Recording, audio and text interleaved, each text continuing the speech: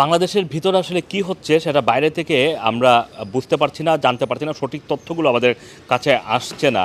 এর কারণ হচ্ছে বাংলাদেশে এই মুহূর্তে ইন্টারনেট থেকে বিচ্ছিন্ন রয়েছে, টেলিফোন কানেক্টিভিটি যেটা রয়েছে সেটাও খুবই ইন্টারাপ্টেড, মানে আপনি কথা বললে কথা বোঝা যাচ্ছে না। এরকম অবস্থায় ভয়েস অফ আমেরিকা একটি ভিডিও আজকে আপলোড করেছে যেখানে দেখা যাচ্ছে যে আর্মি ঢাকায় অবস্থান নিয়েছে। তারা সাধারণ মানুষ, একেবারে রাস্তাঘাট ফাঁকা, এটা দেখা যাচ্ছে। সাধারণ মানুষ যারা কিছু কিছু বের হচ্ছেন তাদেরকে আবার ফিরিয়ে দিচ্ছে, যেমন রিক্সা ফিরিয়ে দেওয়ার চিত্র আমরা দেখতে পাচ্ছি, মোটরসাইকেল আটকানোর চিত্র দেখতে পাচ্ছি।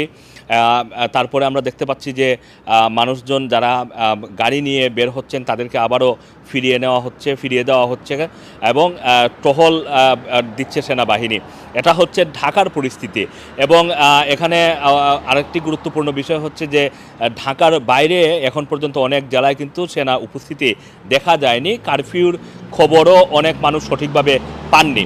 এদিকে কারফিউটি কিন্তু গতকালকে রাত বাংলাদেশ সময় রাত 12টা থেকে আজকে বাংলাদেশ সময় দুপুর 12টা পর্যন্ত কারফিউটি বলবৎ ছিল। তারপরে 2 ঘন্টা কারফিউ শিথিল করা হয় 12টা থেকে 2টা পর্যন্ত।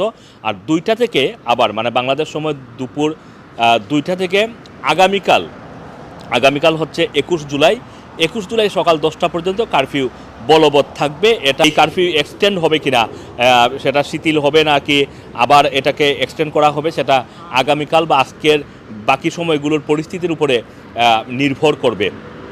এছাড়া আগামীকালকেও আপনারা জানেন যে কোর্ট বসবে, কোর্ট থেকে ইতিবাচক কোনো সিদ্ধান্ত আসলে ছাত্ররা তাদের আন্দোলন থেকে সরে আসবে, এটাও কিন্তু তারা বলেছে, মানে সম্ভাবনা দেখা দিয়েছে। এখানে আরেকটি বিষয় হচ্ছে যে বাংলাদেশের যে আইনমন্ত্রী তিনি আজকে যেটা বলেছেন সেটা আনিসুল হক, তিনি বলেছেন যে চলমান সহিংসতা থামানো এবং রাষ্ট্রের গুরুত্বপূর্ণ স্থাপনাগুলো রক্ষা করার জন্য সরকার কারফিউ দিতে বাধ্য হয়েছে। তিনি বলছেন যে যারা কোঠা বিরোধী আন্দোলন করছে তারা এই সহিংসতার সাথে সম্পৃক্ত নয়, তারা এটা পরিষ্কারভাবে এটা জানিয়েছে। মানে স্টুডেন্ট প্রতিনিধি যারা সরকারের সাথে দেখা করেছে তারা কিন্তু এটা বলেছে যে এই সহিংসতা বা এই যে সহিংস বিক্ষোভের সাথে তাদের কোনো সম্পৃক্ততা নেই, এবং তাদের সরকারের কাছেও এটা পরিষ্কার যে এটা কিছু রাজনৈতিক দলের উস্কানিতে এটা হচ্ছে।